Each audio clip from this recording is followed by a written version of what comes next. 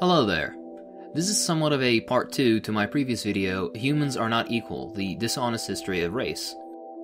You don't need to watch that video in order to fully understand this one, but it might give you a little more context as to the historical instances of racism.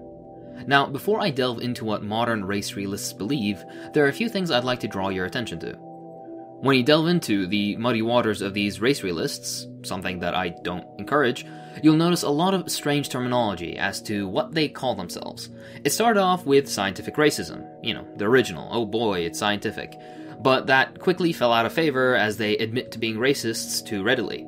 They then moved on to race realism, which is sort of like, I'm not a racist, I'm a realist, but they also realized that mentioning race at all isn't helping their cause, and finally settled on the incredibly sneaky human biodiversity. Whenever you encounter one of their scientific sources, and I'm using that term loosely, you'll quickly see the term human biodiversity. Remember, this is just a dog whistle for their usual racist nonsense. Secondly, the discussion around race is entirely silly because these racists keep abandoning their arguments for ever more abstract, vague ones. Their strategy is one of constant retreat. State some outrageous pseudo-fact, usually with no nuance or with gross misrepresentation, be proven wrong, and then retreat to a more abstract position. Examples include the whites have larger brains argument, a strange and incorrect one to make, especially since it's based on false pretenses. Once they're proven wrong, they retreat to a more abstract position where they fumble with even stranger arguments. Actually, this part of the brain has a negligent amount of gray matter more in white people than black people, an argument that ignores environmental factors, neuroplasticity, etc., etc. Which is also proven wrong, and what follows is another retreat to another position with, for example, specific appeals to genes and correlates with IQ, and so on and so forth. At some point, the discussion becomes so abstract that not only whatever is being discussed, for example, one specific gene, ceases to have any relevance to their argument, but also stops being accessible to laymen completely. That's why now, due to this constant retreating, many of their arguments are based on such minuscule nonsense that you need to start consulting specialist literature in order to refute. This will be evident shortly. Thirdly, and this somewhat follows from the previous point, they either simply don't understand science or are incredibly dishonest with how they present statistics or findings. This is to be expected as the majority of the people peddling this nonsense aren't in any way educated in these fields, and it really shows, especially when they discuss, for example in my case, medicine. They follow an information dump strategy. They basically paste dozens of studies they've never read in succession to give the image that there's some sort of scientific backing to their bigotry. Usually, whenever you read one of those studies, assuming it is from a reputable peer-reviewed journal, you realize there is quite a lot of nuance that they conveniently don't mention, if they're not completely misrepresenting the study at all. Of course, they have their handful of token racists within relevant fields, but the tendency is for those people to be completely discredited and ostracized from their scientific community for their dishonesty, ineptitude, or both. Finally, these race realists love correlation. For example, later, you'll see that they try to correlate success as an African American by how much European heritage they have. Of course, this is nonsense. What they don't seem to understand is that correlation does not mean causation. Just because something lines up doesn't mean that the two variables discussed are directly or even indirectly connected. To give an example, the per capita consumption of cheese in the United States correlates up to 94% with the number of people who die by becoming tangled in their bedsheets. This doesn't mean that if you like brie a little too much, you'll end up choking yourself with a blanket that grandma knit you. Now, the main thing I'll be consulting for what modern race realists believe is this, the supposed truth about race. Now, I've seen this here and there, and the claims within are honestly very common elsewhere as well, but what made me choose it specifically is that it was shared by Brenton Tarrant, the piece of trash responsible for the recent shootings in New Zealand.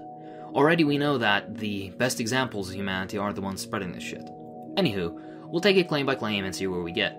I'll refer to the image as the copy pasta from now on, as that's its intended usage. Blame my lack of creativity for not thinking of a more appropriate title. Myth number 1. Race has no biological basis. This is strange because we need to sift through a few presumptions in order to understand what these race realists are trying to say. What exactly is race? How many definitions of race are there? Is race a useful term for scientific inquiry? How many races are there to begin with? How does the science exactly show this? When people ask, is race real? It's good to ask why. What are you trying to accomplish? For example, the study cited for this point discusses the differences between 931 people from 51 populations across the world for medical purposes. This is a noble endeavor, especially when the authors don't mention race at all, and in fact solely state that it could be used to determine ancestral identity. The race realists, however, do this in order to set arbitrary lines between people in order to discriminate. The copypasta says that there are accurate ways to determine someone's ancestry, and you can discern certain clusters that apparently could be considered races. Then they claim that somehow Africans are separated from the rest of humanity without any sort of tangible proof. A sciencey-looking graph isn't enough to prove your point, especially when you're being dishonest about what you're portraying. For example, the no continuum bit was added by the people that created the copypasta, not the original authors of the study. Every other instance of this graph online doesn't have the no continuum bit. Interestingly, when I accessed the article they referenced, this graph isn't present. Whenever I've seen the graph, the study cited is always the same, but when I get a copy of the article, it's not in there. I don't know what that's about. Nevertheless, let's look into it. First of all, as the copypasta says, yes, we can indeed figure out ancestry from DNA. Now, what goes unexplained is how, just because some populations cluster together, they somehow suddenly become races. Before we actually take a look at the science behind this, let's just use common sense. The scale we're working on is already incredibly small, as you may guess, so we know that these supposed differences are minuscule at best. Hell, the usual breakup of races is 5 according to race realists, but here we only see 3 clusters, supposedly, European, Asian, and African. If we're being honest, why isn't there a separate Oceanian race? Why aren't Middle Easterners and Central Asians considered different races? Why are we breaking up the clusters into races to begin with? Just because some points cluster together on one corner of the graph, you'll draw an arbitrary circle around it and call it a race? Why do those divisions have to align with your presupposed idea of what this or that race should be?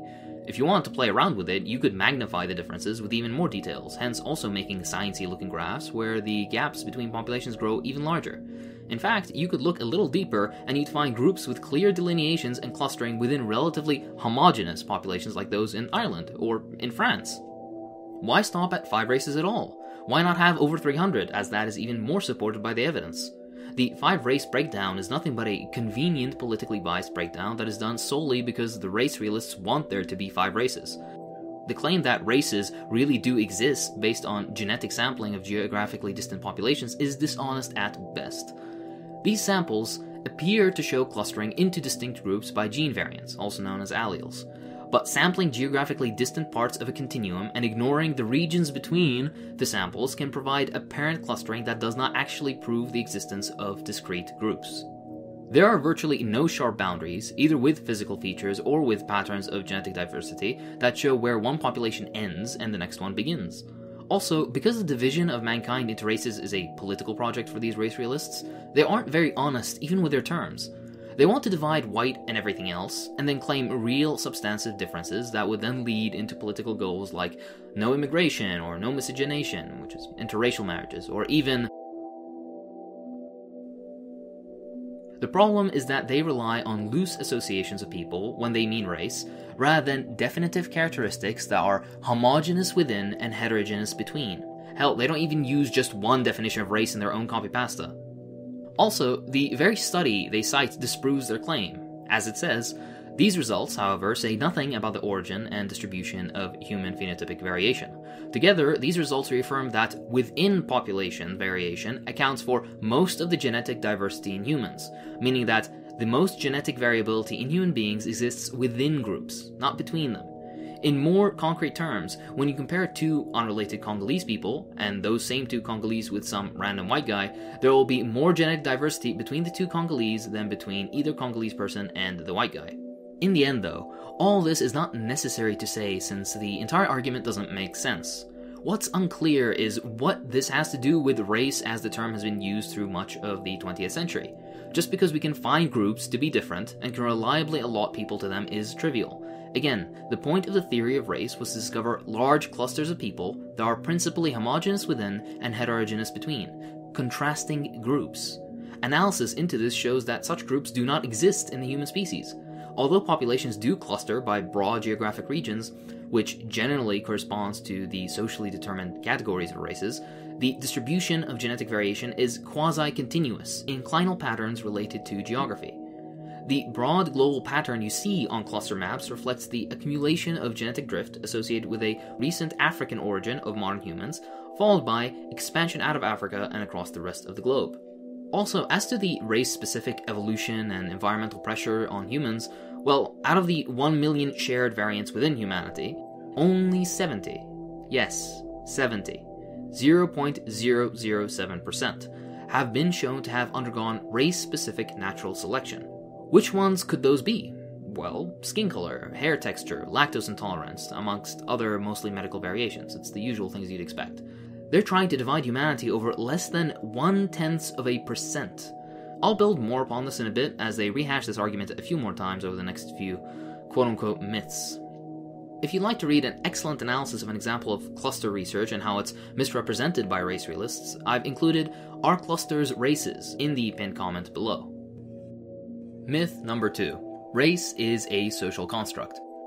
Well, yeah, it is. Again, common sense would clear this up immediately.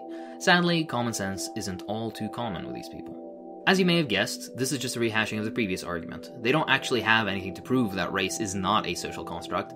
Here they cite another study, then paste part of an article talking about that study to, give the impression that there's more support to this idea than there really is. Anyways, they claim that clear racial groupings exist, according to the study. Upon reading the study, however, a more discerning eye finds that all that is being said is yes, there are geographic variations amongst humans, and it is possible to say that individual X's recent ancestry shows similarities to region Y, for example. Yes, people have recognizable differences which reflect their recent geographic origin. However, this does not constitute that races are biological facts. Of course, it's possible to arbitrarily pick a set of criteria and create a set of races and then study the evidence for it, but this is just a form of circular logic. What the article is saying is that through various techniques you can identify biological variation among people, but such variation does not then validate a categorization of humans into a small group of races. It's a small but important difference. Accepting variation does not amount to races. If variation was all that was required, then Africa, the continent with the most genetic diversity, would surely constitute numerous races. The very proof that race is a social construct is the belief of these race realists that, in spite of the vast genetic diversity that could classify Africans into dozens of races, if you want to play the silly game of race classifying, they adhere to the idea that there's only a single black race. Yet again, if they truly were scientific minds, only bent on discovering the truth, then they'd realize that either there is no separating humanity into races, because the differences presented as evidence are so minuscule, or that, if you embraced these minuscule differences, there would be hundreds upon hundreds of races. This business of genetic clustering is misguided to begin with. Those that say that recent genetic studies have resurged the classical definition of races misrepresents the purpose of cluster analysis, which is to detect patterns in a given dataset, not determine the essential number of subdivisions in our species. An example of this error is the common interpretation of Rosenberg et al. As evidence that humans are divided into 5 genetic clusters.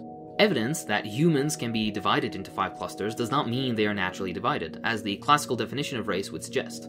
In fact, the number of clusters necessary to describe global genetic variations has been inconsistent. Some studies report 5, like Rosenberg, and others 7, like Horander. Even when the number of clusters is consistent, their boundaries and compositions are not, and finer substructures are obscured. Also, I really shouldn't need to have to say this out loud, but it's obvious to everyone that we, as humans, judge race, the social categorization that we apply other meanings to, on what people look like. These two are white women. This woman is mixed race, while this is a black woman, right? Actually, no. The first white woman is actually 72% Arab. The second is 51% Native American. The mixed race girl is 89% African, and the black woman is 54% European. Judging someone's race off of their looks is just unreliable. To use an anecdotal example, I myself have been mistaken for being an Italian, Greek, Hispanic, Turkish, Pakistani, and Central Asian, and I'm an Iraqi Arab. Unless we did genetic testing on everyone to see where their ancestors originated from, a terrifying concept on its own, we'd base our qualifications of race on nothing more than what we see and what our social environments deem black, white, Hispanic, etc., etc. Jews and Irish people only became white in the US in the last 100 years, and Mexicans kept going back and forth between being classified as white and not. How is race not a social construct? The very existence of this copypasta proves that point. They went out of their way to find evidence that races are some innate truth of the universe, and all they could come up with isn't even a cherry-picked article. It's a misrepresentation of medical research. Even if these race realists got their silly whites-only club ethnostate, they turn on each other and start decrying the Irish, or Italians, or God knows whoever else as the new subhumans. Back to the myth. They have this little color gradient figure in which... Look, the yellow to red thing is a silly and reductionist argument that makes no sense. You see it all over, but it makes absolutely no sense. They always think they're being clever when they say, where orange ends and red begins is a subjective thing. Does that mean that colors don't exist? The reason they never actually give an answer is because they can't. We're not talking about colors here, we're talking about human beings. If at the quote-unquote very extremes we have sub-Saharan Africans, European whites, and East Asians, how would you possibly classify the unquantifiable amount of intermediates between these three populations? Why and how does one population cease to be considered African and suddenly become Caucasian or white? Either you have to then come up with many criteria for the innumerable amount of people considered mixed between these, which then invalidates the entire point of having three racial groupings, or you consider every single unique group their own race, which would then result in hundreds of races. Either way, neither option is scientifically useful, and you just out yourself as the racist that you are, wanting to arbitrarily separate people just because you feel like it.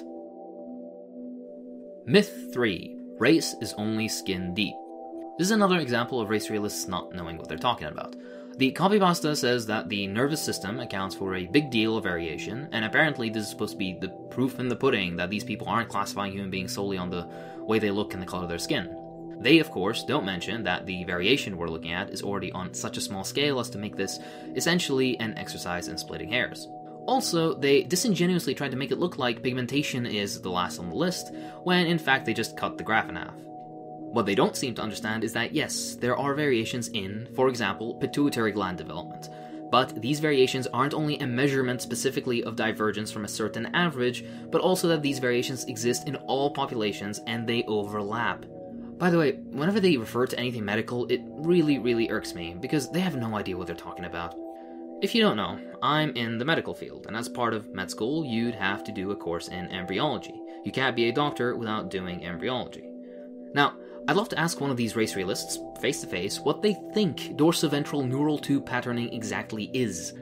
Actually, I can already answer that for you. They'd fumble and make bullshit up because they don't know what they're talking about. Neural tube patterning has a lot to do with the formation of, and connections to, motor neurons. Neurons connected to motor functions. Not much to do with intelligence or whatever else these racists thought nervous system development means. Of course, there are other things neural tube patterning does, I'm just trying to illustrate a point. As a matter of fact, a lot of it we still don't know the how and why 100% yet, so they're being doubly dishonest. Once for not knowing what they're talking about, and twice because the research into what they're referencing is not nearly complete. Also, human genetic variation is non-concordant, meaning that the traits we usually use to distinguish races may have no value for predicting other aspects of biology. So yeah, triply dishonest. Myth number 4. Races have more variation within them than between them. Lewontin's fallacy. Looks like someone has done some Wikipedia research. Before we start, you see that graph? Yeah, that isn't in the study they cite, or any study they cite. Also, the axes aren't labeled, so either the graph is nonsense or the person making this shit doesn't understand that in science, when illustrating a figure, you always include the axes so we know what we're looking at. By the way, when I do a reverse image search, I only find the copypasta. This graph is literally meaningless, and the text boxes were added by the guy that made the copypasta. Let's run through this one quickly. Basically, the claim is that the statement, there is more genetic diversity within human populations than between them, is not entirely true, according to the race realists. They claim the opposite, in fact, that there is more diversity between populations than within them. The idea that there is more diversity within populations than between them is called Lewontin's fallacy. Just to note, Lewontin's fallacy isn't an actual fallacy, but the title of a paper written in response to Lewontin. They just like to include the word fallacy because it makes it seem more rationally argued. These people aren't the most honest, as we've already seen. It's called that because the geneticist and evolutionary biologist Richard Lewontin found that the majority of the total genetic variation between humans, of the 0.1% of DNA that varies between individuals, 85.4% is found within populations, 8.3% of the variation is found between populations within a quote-unquote race, and only 6.3% was found to account for the racial classification. After this, he concluded that, since such racial classification is now seen to be of virtually no genetic or taxonomic significance either, no justification can be offered for its continuance. Anthony Edwards, another geneticist, correctly observed that by looking at specific places in the genome, similar markers could be identified along ethnic groupings. For example, people from one area tended to have one marker, while people from another area in the world tended to have another marker. That same Anthony Edwards disagreed and claimed that although Lewontin is right when examining the frequency of different alleles, variants of a particular gene, at a single locus, the location of a particular gene, between individuals, you can still somewhat classify individuals into different populations, when you take into account the frequency of the alleles at several loci at the same time. In more concrete terms, the frequency of the alleles tend to cluster differently for different populations. What you'll quickly notice is that this was a scholarly disagreement that doesn't really bring race into account at all. Edwards never said Lewontin's data was wrong. Edward only claimed you could categorize people into certain populations based on other factors. What is being discussed is that correlations between geographical areas and genetics obviously exist in human populations, basically matching an individual with a population. What this has to do with race is, again, unclear. The mere fact that we can find groups to be different and can reliably allot people to them is trivial. It's beating a dead horse at this point, but the point of the theory of race was to discover large clusters of people that are principally homogeneous within and heterogeneous between. Lewontin's analysis shows that such groups do not exist in the human species, and Edwards' critique does not contradict that interpretation. All in all, the conversation is pointless because the very source they give proves them wrong. It doesn't say what they think it says. Basically, they haven't read the study. The proportion of human genetic variation due to differences between populations is modest, and individuals from different populations can be genetically more similar than individuals from the same population. Yet, sufficient genetic data can permit accurate classification of individuals into populations. A final complication arises when racial classifications are used as proxies for geographic ancestry. Although many concepts of race are correlated with geographic ancestry, the two are not interchangeable, and relying on racial classifications will reduce predictive power still further. The fact that, given enough genetic data, individuals can be correctly assigned to their population of origin is compatible with the observation that most human genetic variation is found within populations, not between them. It is also compatible with our findings that, even when the most distinct populations are considered and hundreds of loci are used, individuals are frequently more similar to members of other populations than to members of their own population. Thus, caution should be used when using geographic or genetic ancestry to make inferences about individual phenotypes. They haven't read the study. Even a cursory glance, just skimming through it, proves them wrong numerous times. At this point, I don't even know whether it's stupidity or dishonesty. These race realists really love this argument, as they've basically rehashed it for the 4th time now. Shame it's such a shit argument, though. There's a lot more to get to, but this video is long enough as it is. Stay tuned, as the second part of this will be uploaded in a few days, in which I'll cover the rest of the copypasta amongst a couple other things.